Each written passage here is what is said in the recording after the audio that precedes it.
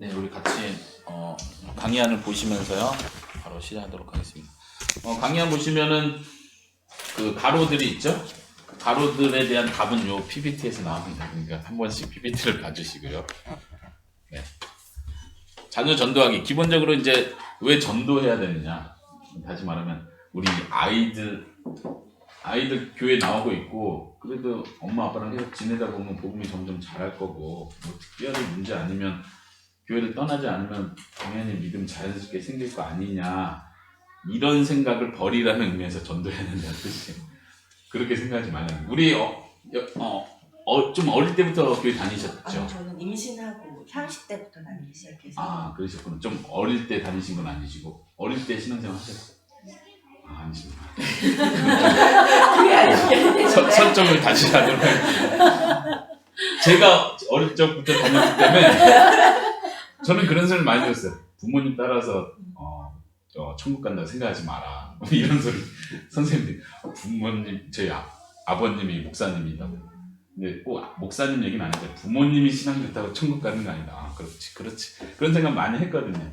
근데 여러분들이 이제 부모 입장에서 내가 믿음이 좋고 내가 자녀를 위해서 계속 기도하니까 이 아이도 당연히 믿음이 자라서 당연히 교회 안에 자라면 당연히 믿음이 들어가고 좋은 목사님 있고 좋은 사모님 있고 좋은 주일학교 있으니까 당연히 당연한 거 아니야. 이렇게 쉽게 생각할 수 있다는 거야. 그렇게 생각하면 안 되고 모든 자녀 교육은 부모가 책임진다. 그리고 자녀 전도라는 말은 다시 말해서 자녀가 믿음을 갖고 거듭날 수 있도록 말씀이 증거되는 일은 부모가 한다. 그거 주일학교에서 하지 않나요? 주일학교는 2차, 항상 2순위예요. 주일학교는 해줘도 되고 안 해줘도 그만이고 1차 책임은 부모가 있다. 이 생각을 항상 가지세요. 그런 의미에서 우리가 부모가 자녀를 전도해야 된다. 전도한다는 말은 말 그대로 복음을 전해주는 일을 말하는 거예요. 교회는 이미 인도했잖아요. 그러니까 이제는 복음을 전하는 일을 해야 돼. 그 일을 생각하면서 첫 번째로 가능한 대로 그 앞에 나온 타이틀은 제가 빨리빨리 넘어가도록 하겠습니다. 첫 번째, 자녀의 거듭남을 위해 기도해야 하는 일. 우리가 평소에 해야 되는 일. 이게 전도, 복음 전하는 일 들어가기 전에 해야 되는 일. 당연하죠? 예. 중요한 건 거듭남을 위해서 기도를 해야 된다는 거예요. 1번에서 다시. 거듭남을 위해서 기도하는 거예요. 그냥 자녀 잘 되게 해주세요. 믿음 좋아지게 해주세요. 이렇게 말고 큰 믿음 주세요. 이런 거 말고 거듭나게 해주세요. 믿음을 갖게 해주세요. 구원에 관한 믿음을 갖게 해주세요. 그래서 거듭남에 대해서 여러분들이 배우셨을 거고요. 두 번째는 복음의 원리로 양육하기. 다시 말하면 부모가 먼저 복음에 이미 삶이 복음으로 이렇게 잘 돼 있어야 된다. 그래서 그 삶에서 아이들 양육해야 되는데 이 주제는 복음의 원리로 양육하기 이 주제는 다음 시간에 제가 이 주제를 똑같이 다룰 거고요. 어떤 복음의 원리로 양육한다는 게 어떤 건가 아마 여러분들이 생각하지 못한 그런 것들 생각하는 시간이 될 텐데 기본적으로는 본을 보여야 된다. 그리고 세 번째는요. 복음의 환경에 노출시킨다. 이 따옴표한 건 제가 사용하는 표현인데 영어 어린이들 영어 교육 이렇게 얘기하면 이런 표현 많이 써요. 영어 환경에 노출시킨다. 들어보셨어요? 예, 어쨌든 여기 영어 애니메이션 틀어놓고 영어 책을 쭉 꼽아놓고 그냥 한 번씩 영어로 말해주고 가능하면 미국에 스테이 홈 보내가지고 영어 환경에 노출되게 만들어. 그 원리하고 똑같이 생각하시면 좋을 것 같아요. 복음의 환경에 노출시킨다. 할 수 있으면 어떻게든 복음과 관련된 예를 들면 책이든 애니메이션이든 아까 암송 얘기도 했지만 노래를 통해서 성경 암송을 통해서 그리고 제가 중요하게 생각하는 가정 예배 이게 이제 복음의 환경이죠. 이 환경 자체가 복음을 심어주는 건 아니지만 이게 큰 영향을 끼친다는 거 우리가 잘 알거든요. 대화 부모와 이런 신앙적인 대화하는 거 아까 자녀와 대화한다 이런 얘기 하셨는데 그런 작은 대화인 것 같죠. 별거 아닌 것 같지만 우리 딸 생각나는 거는 제일 중요한 게 뭐야? 하나님이 제일 중요하지. 이거를 항상 가르쳤더니 엄마 아빠가 가끔가다 이거 핸드폰 중요한 거야 만지지 마. 왜 핸드폰이 제일 중요해? 하나님이 제일 중요하지. 이게 무섭더라고요. 무조건 다 하나님. 근데 좀 일방적이긴 했지만 아이들에게 이 한마디 한마디가 굉장한 영향력을 끼친다는 거 우리가 잘 알 겁니다. 대화 그리고 특별히 질문을 받아주는 분위기를 말하는 거예요. 특히 전도라는 건 일방적인 게 아니기 때문에 일방적이라고 생각할 수 있겠지만 예수님이 죽으셨고 너가 믿어야 되고 내가 전달하는 거니까 일방적이라고 생각하겠지만 사실은 일방적이기보단 대화하고 또 그런 의미에서 질문을 받는 분위기가 있어야 이 아이가 커가면서 질문이 생길 때 쉽게 질문을 꺼내는 거예요. 이거 중요시 생각하세요. 제가 이따 나이 하면서 다시 한번 언급하겠습니다. 마지막 5번째는 실제로 복음을 설명해 주는 거. 복음에 대한 설명 계속하는 이제 이거를 구체적으로 할 텐데요.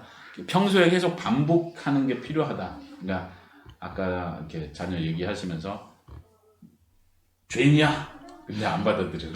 제껴놓으면 안 되잖아요. 이번 주에 또 해야죠. 계속 반복하는 게 그래서 중요하다. 한 번에 끝내려고 생각하면 안 된다. 자, 이제 실질적으로 전도의 구체적인 방법으로 넘어가세요. 나이대별로 한번 볼까요? 일단 지나온 나이겠지만요. 1살부터 3살 어떻게 하셨습니까?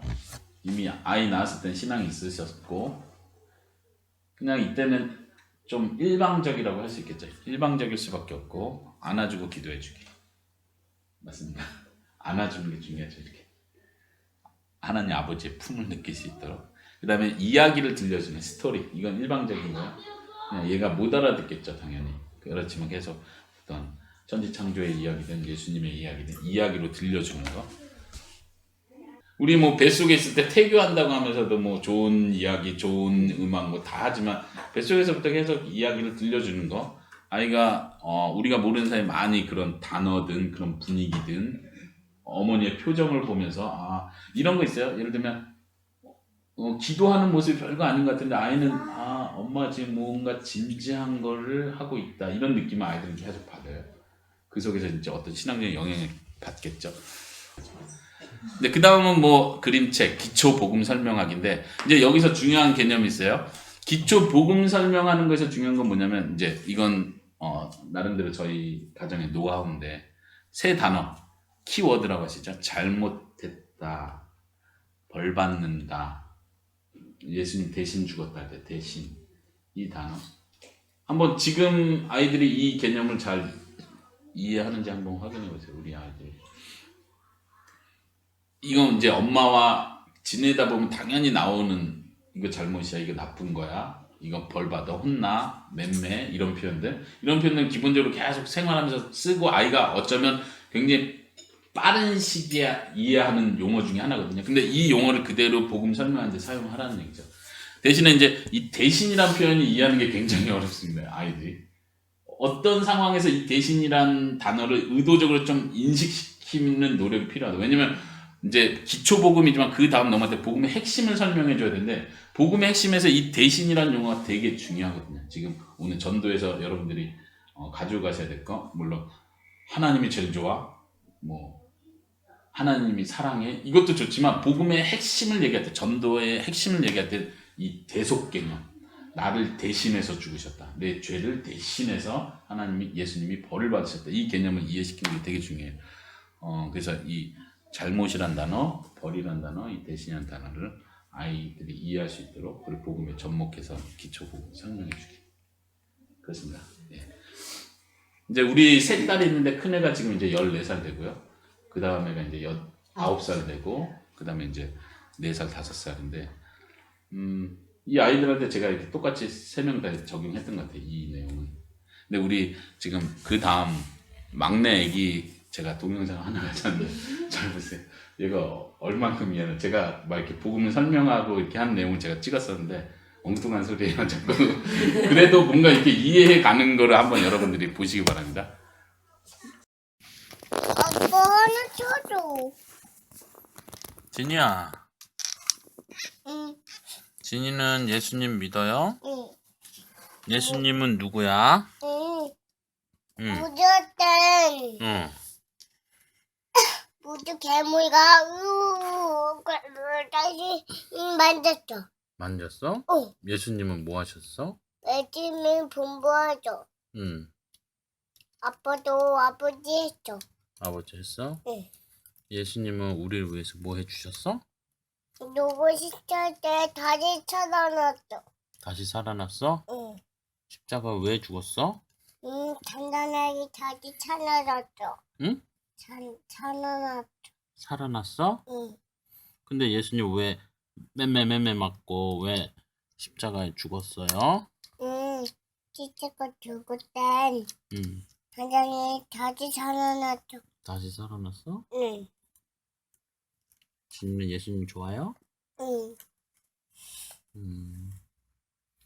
우리가 잘못해서 예수님 죽었어요? 응. 맞아. 응. 이쯤이가 째째 있죠.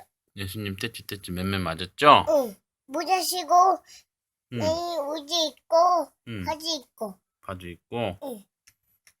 진이는 예수님 사랑해요? 어깨 맞고 이거 맞고 이거 칼 들고. 진이는 예수님 사랑해요? 응.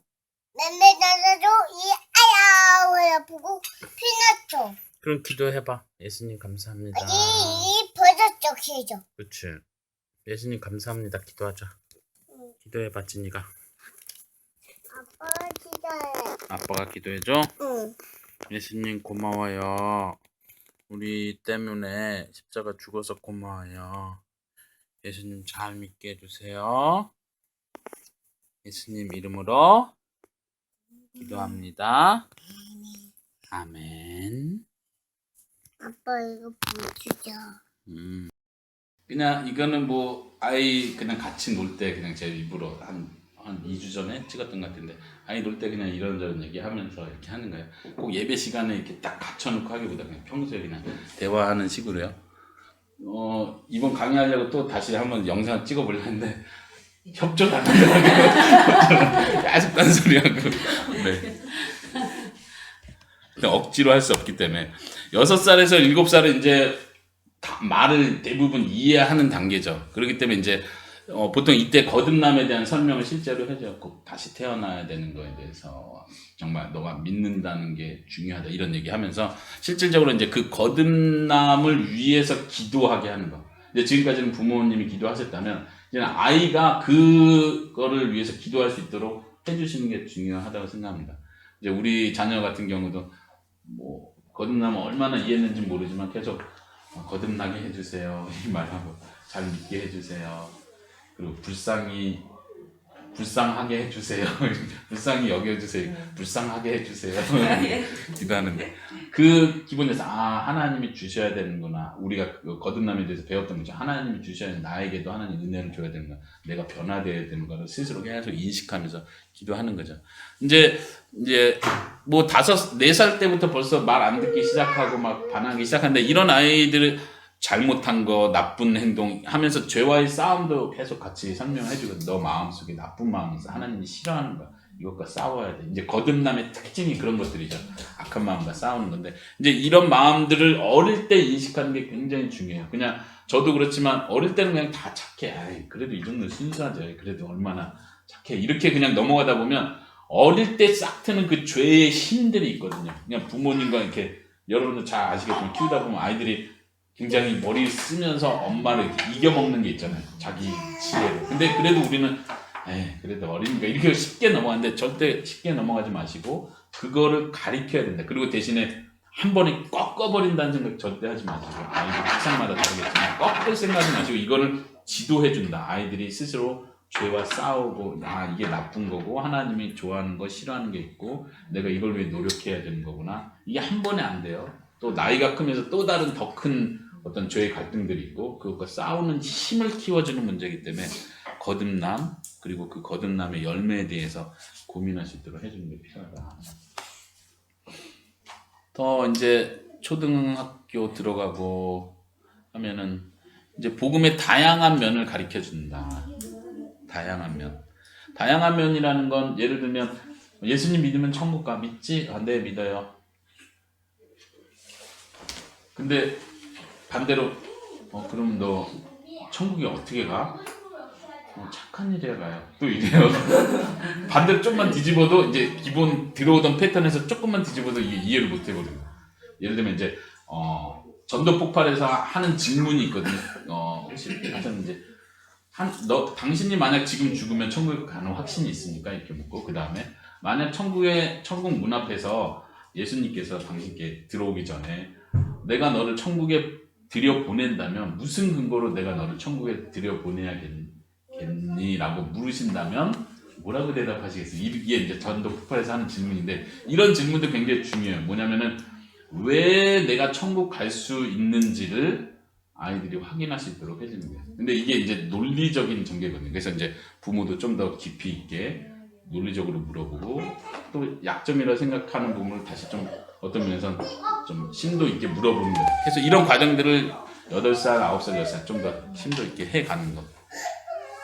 가능하면 아이들이 관심이 있으면 계속 좀 규칙적이라는 건 좀 예배 시간이든 가정 예배 일주일에 한 번이든 이렇게 좀 정해서 복음 전하는 날 이렇게 정해서 하는 것도 굉장히 도움이 되겠죠.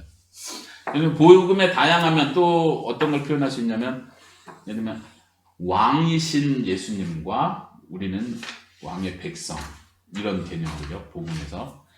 그리고 예수님은 우리의 신랑이고 우리는 다 예수님의 신부야. 이렇게 신부와 신랑의 관계로 복음을 설명해 주는 거.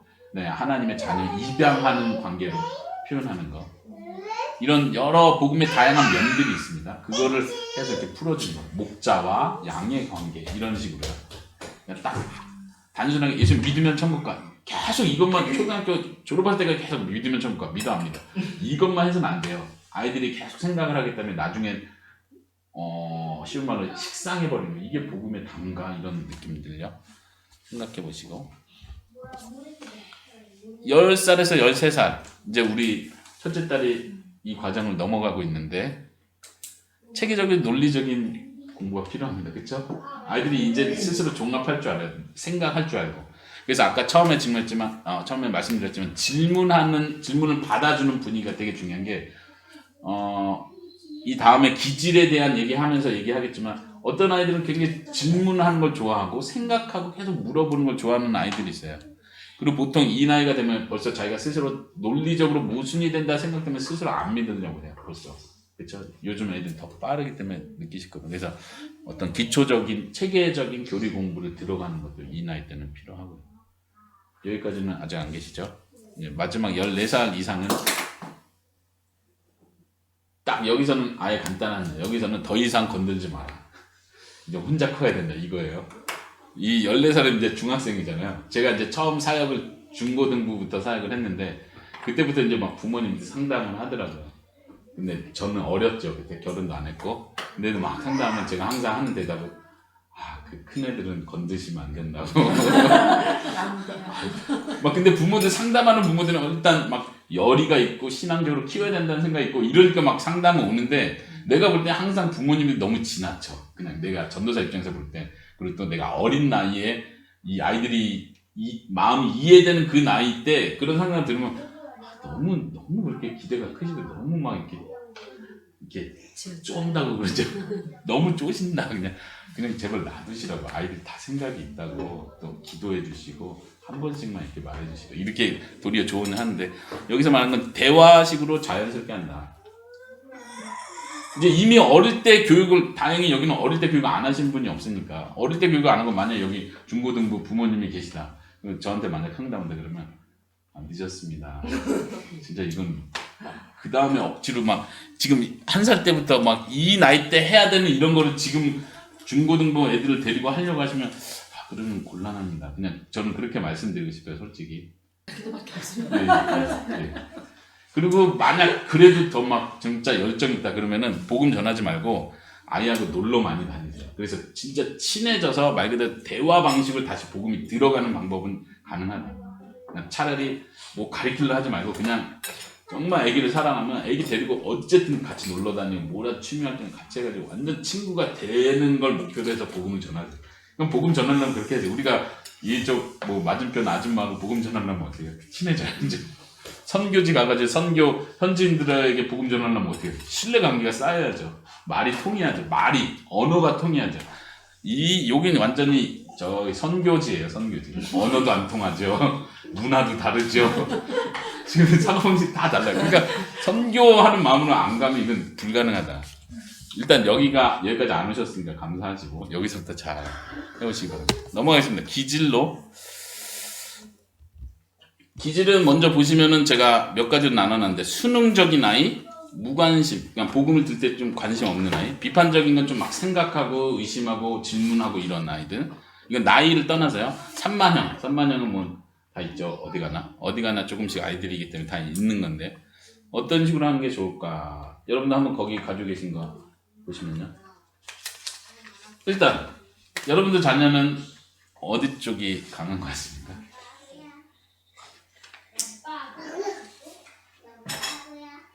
어디 쪽이신 것 같아요? 아이들. 감사하네. 전도하기 제일 쉬운 대상이네요. 수능적. 또 여기는 어때요? 저도 수능된 것 같은데 예. 가끔 비판적이 돼요. 가끔 비판돼요. 예, 그래도 일단 감사하네요. 시온이는 어떤가요?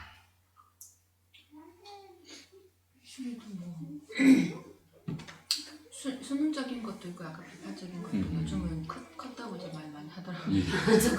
그건 말이 안 된다고 그 말로. 글쎄도 그 말이 안 된다. 그거 이제 그런 말 들을 때 우리가 쉽게 무시해서도 안 되고 진지하게 받아주는 거. 아까 질문 받는 분위기가 중요해요.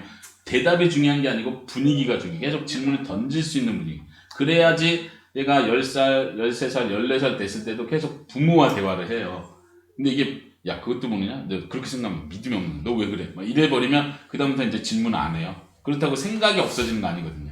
생각은 계속 커지는데 질문할 통로는 없어지는 거예요. 그럼 이제 친구들하고 안 믿는 친구들하고 말이 통하는 거죠. 나도 그렇게 생각했어. 이렇게 돼버리면 늦은다. 저희 딸 같은 경우는 우리 첫째는 수능적인 특징이 강했고요. 그렇죠? 둘째는 비판적인 특징이 강해요. 예.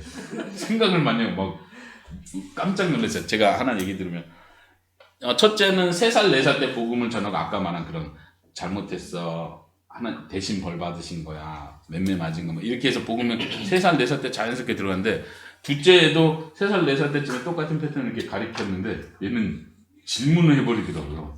딴소리를 해버리고. 그래서 얘 왜 이런지 깜짝 놀랐어요. 당연히 똑같이 어리니까 될 줄 알았는데 그냥 보니까 지금도 그렇지만 계속 이렇게 질문을 해요.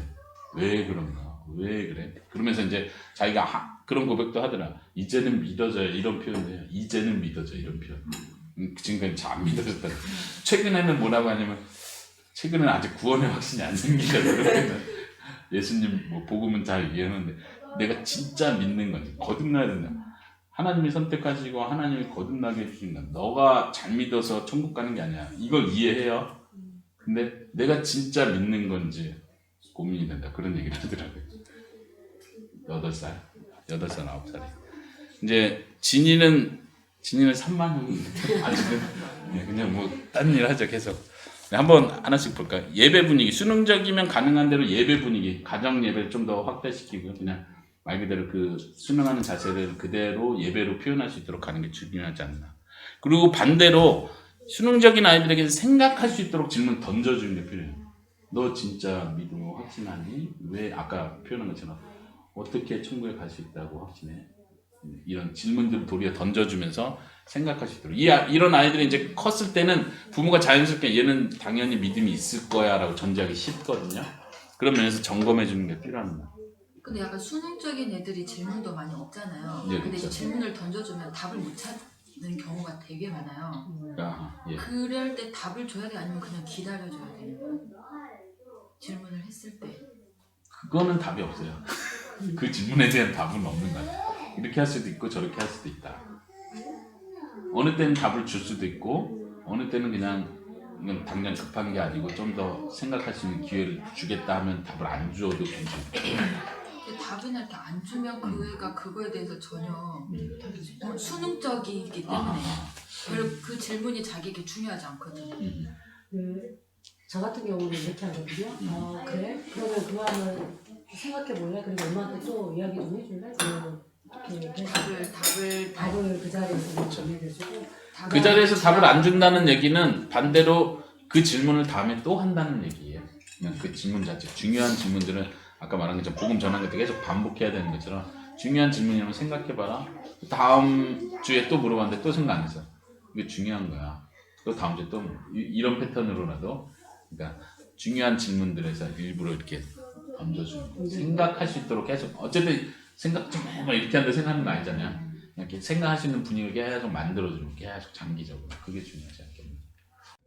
두 번째로 한번 넘어가 보면요 무관심 한 아이들 이제 여기서 무관심은 이제 복음 자체 예수님 자체 무관심한 아이들 이제 그렇지 않으니까 간단하게 넘어오면 흥미 위주로 가는 거 제일 그냥 막 일단 막 티칭 그냥 공부 앉아서 이렇게 하기보다 관심 있게 흥미를 끌어주는 게 제일 중요하고 아까 환경 노출 얘기도 했는데 비판적인 아이는 말 그대로 질문을 계속 이렇게 유도해 준다는 말은 질문 안 하는데 질문 꺼내게 한다는 말이 아니라 질문하는 방향을 바꿔주는 거예요. 질문하는 방향을 바꿔주는 거예요. 예를 들면 아이가 비판적인 왜 하나님이 선악과를 만들어서 사람들이 이렇게 다 죄 직접 만들었어? 좋은 질문이에요. 이런 생각 한다는 것 자체가 좋은데 이 질문의 방향을 바꿀 수 있도록 하는 거예요. 그러면은 은총이 너가 하나님이라고 생각하면 왜 선악과를 만들었다고 생각해? 이렇게 질문을 그냥 방향을 바꿔주는 거야. 하나님 입장에서 생각하게 한다든가 똑같은 질문을 이렇게 센 질문을 하다니 하고 받아치지 말고 뭐 그냥 답 주려고 당황하지 말고 가능한 건 되질문하는 거야. 너는 어떻게 생각해? 그리고 그 질문을 똑같은 질문인데 살짝만 바꿔도 다른 각도를 볼 수 있거든요. 그냥 계속 다른 각도를 보게 해주는 게 중요하다. 그리고 아까 말한 것처럼 질문을 던졌을 때 뭐 그런 생각을 다 해. 왜 그래? 이렇게 가지 말고 그냥 받아주는 분위기, 공감하는 분위기. 아 이런 생각을 다 했구나. 그 엄마 아빠도 지금도 고민하고 있는 주제 중에 하나야. 너는 어떻게 생각해? 이렇게 같이 공감하는 거. 그러면은 사실 의외로 또 우리 은총이 같은 경우는 질문 이것저것 많이 던졌는데 답에는 관심이 없더라고 진짜. 막 진지하게 대답을 하고 있으면 딴짓하고 있어. 그리고 또 다른 질문 또 던져. 뭐야 이게. 그러니까 막 답 자체가 중요한 게 아니고 좋은 생각이야. 그런 생각을 했구나. 그거 생각해봐야 돼. 그렇지만 성경은 하나님 분명 우리를 사랑한다고 했는데 왜 그러셨을까? 그냥 이렇게 그냥 전체 답을 주기보다도 그리고 이 표현한 해답 제시하기보다는 계속 이렇게 또 다른 생각을 갖게 해주고 계속 커가면서도 그런 좋은 질문들을 긍정적인 질문들을 할 수 있도록 하는 거. 이제 저 같은 경우가 어릴 때 굉장히 비판적인 형이었거든요. 그러니까 이제 긍정적으로 이렇게 발전이 되니까 이게 성경을 보는 눈이 넓어지는 거죠.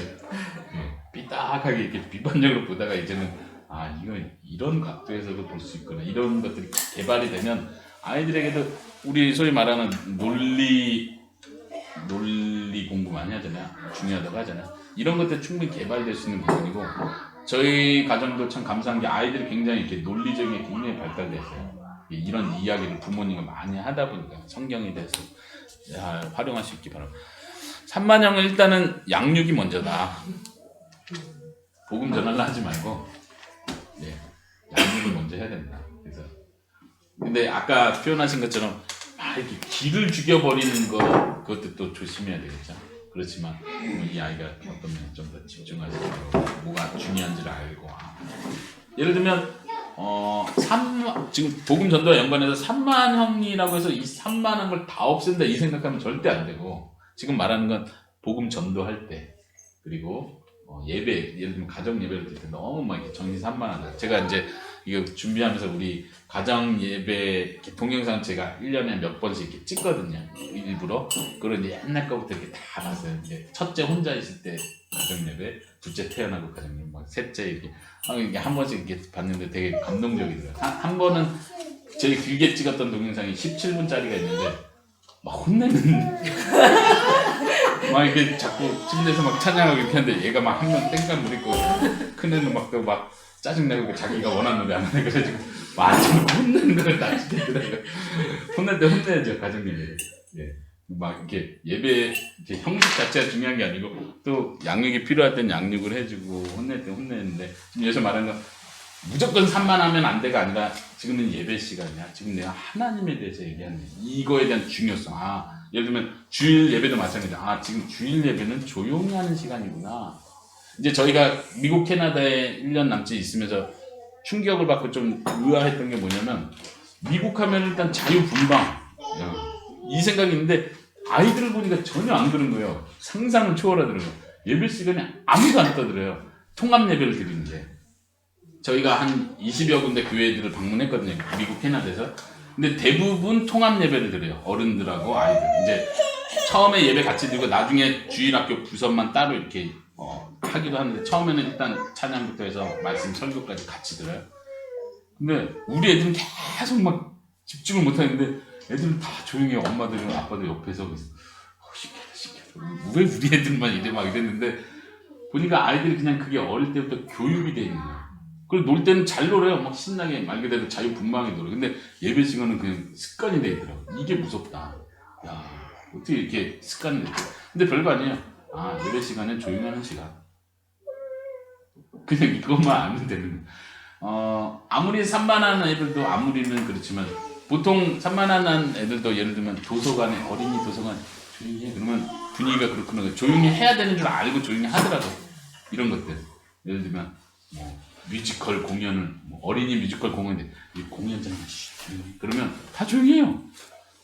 근데 꼭 교회 오면은 아 여기 떠들어도 되는데 왜 못 떠들게 이 생각이 애들이 벌써 있기 때문에 이게 도리어 제지하는 사람이 미안한 분위기가 돼버리는 거예요. 이렇게 되지 않는 거예요. 어릴 때 그냥 산만한 아이들도 특별히 복음 전하고 할 때 이런 적당한 제지가 필요하다. 예. 이제 커서도 계속 산만하다 이거는 문제가 있다. 컸는데도 아직도 산만하다. 여기서 일단 나이도 말씀드린 한 12살, 13살 정도. 이제 초등학교 5, 6학년 되면서 넘어가는데도 계속 집중 못해 산만하면은 이건 진짜 병원 데려가셔서 진지하게 고민하시고 상담을 받아야 돼요. 근데 어릴 때 산만하고 막 집중 못하는 건 충분히 가능하다. 이제 대신 부모님이 계속 관심을 갖고 대화하고 이런 분위기가 있냐 없느냐의 문제죠.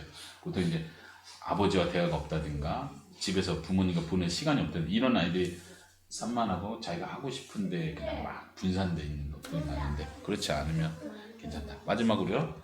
넘어가서 주의해야 될 점 4가지, 3가지. 첫 번째, 장기전이다. 아까 처음에 얘기한 것처럼 전도 한두 번 하고 끝내 생각하면 안 되죠. 우리가 일반 어떤 관계 전도, 다른 성인들 전도할 때도 마찬가지지만 한번 복음 전해놓고 안 믿어 됐다 이렇게 하지 않잖아요. 어린아이들은 더더욱 마찬가지. 아까 말한 것처럼 초등학교 때 내내 안 믿어도 중학교 때까지 중고등학교 포기할 수는 없잖아요. 계속 그냥 가는 거예요. 장기전인데 이 아이를 딱 결단시켜가지고 믿어 안 믿어 그래 너 이제 믿는 거야. 근데 이런 경우 아까 제가 둘째 딸 얘기했지만 옛날 믿는다고 했는데 최근에는 또 자기 의심된다고 그래요. 그럼 또 그 과정을 또 가는 거예요. 너 믿는다는데 왜 그래 이렇게 갈 필요 없고 아까 첫째 같은 경우도 제가 생각할 때 4살, 5살 때 신앙이 제일 좋았고 지금은 또 이렇게 하고 뭐 간증이 있고 막 이러다가 지금은 또 이게 잘하고 있나 걱정되는 분위기야.